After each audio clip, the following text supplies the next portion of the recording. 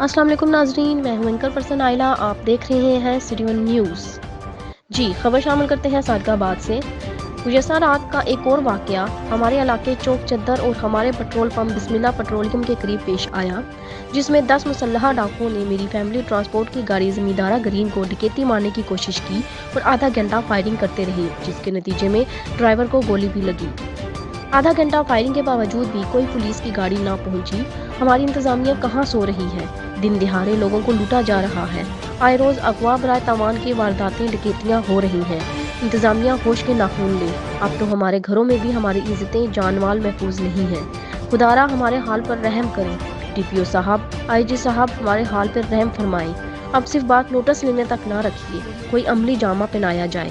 میں، میری پوری فیملی اور میرے علاقے کے تمام لوگ اس واقعے کی پرزور مذمت کرتے ہیں اور اپیل کرتے ہیں انتظامیہ سے اور حکومت وقت سے کہ جلد از جلد ہمارے علاقے کو امن کا گہوارہ بنایا جائے۔ رپورٹ کر رہے ہیں Hamid Ali, bureau chief, city one news, Sadiqabad سے۔